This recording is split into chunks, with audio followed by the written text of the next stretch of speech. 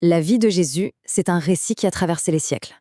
Aujourd'hui, on va en explorer la chronologie narrative en suivant pas à pas les moments clés qui ont défini son parcours et son message. Alors, l'histoire commence avec une question à la fois simple et incroyablement profonde. Qui cherchez-vous?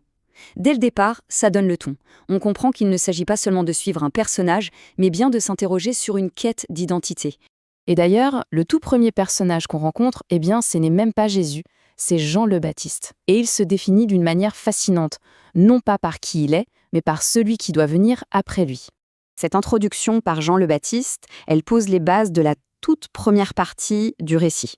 Une partie où les rôles de chacun et les premiers signes de la mission de Jésus vont être clairement établis. Le récit établit d'emblée un contraste vraiment saisissant. D'un côté, on a Jean, celui qui prépare le chemin, qui baptise avec de l'eau, et de l'autre, Jésus qui est présenté comme l'agneau de Dieu, celui qui, lui, baptisera avec le Saint-Esprit. Deux rôles, deux dimensions complètement différentes. Et le premier signe public de Jésus, ce n'est pas une grande proclamation, pas du tout. C'est un acte beaucoup plus discret. Pendant un mariage, il change l'eau en vin. C'est cet événement qui marque le véritable début de son ministère et qui laisse les témoins, complètement stupéfaits. Ce premier miracle, ce n'est en fait qu'un avant-goût. Il inaugure une période où les miracles vont s'enchaîner et où les révélations sur son identité vont devenir de plus en plus directes, de plus en plus audacieuses. Très vite, une première confrontation a lieu dans le temple. Et là, il lance cette phrase assez énigmatique sur la destruction et la reconstruction du temple.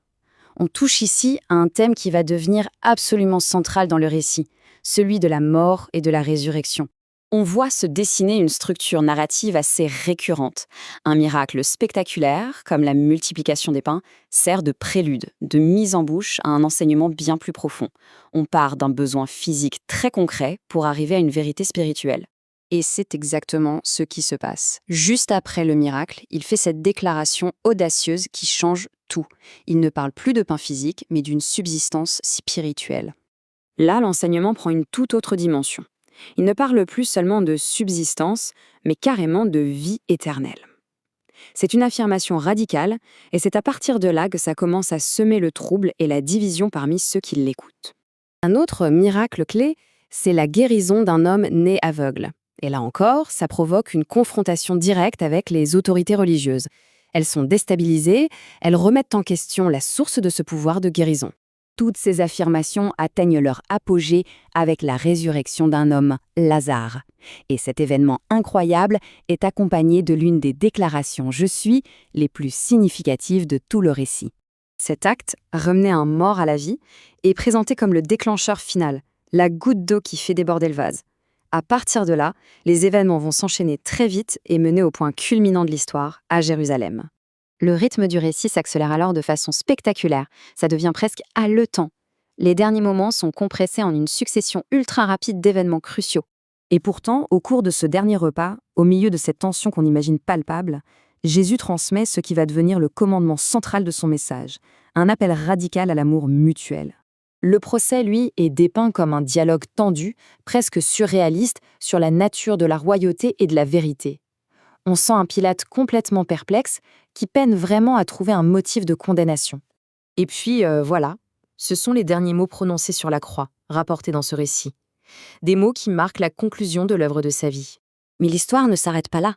Elle entre dans son acte final, celui qui explore ce qui se passe après la crucifixion.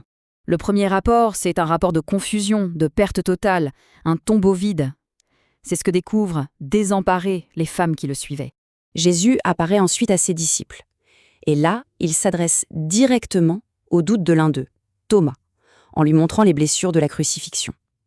C'est une confrontation directe avec le doute. Une scène finale est particulièrement significative. C'est celle avec Pierre. Lui qui avait renié Jésus 3 fois, il se voit demander 3 fois s'il l'aime. C'est une manière de restaurer son rôle au sein du groupe, de boucler la boucle. Et c'est sur cette note que la source nous laisse. Le récit ne se termine pas par un résumé bien propre, mais par un commandement, provocateur et très personnel. Il réoriente l'attention non pas sur la spéculation sur les autres, mais sur le chemin individuel de chacun.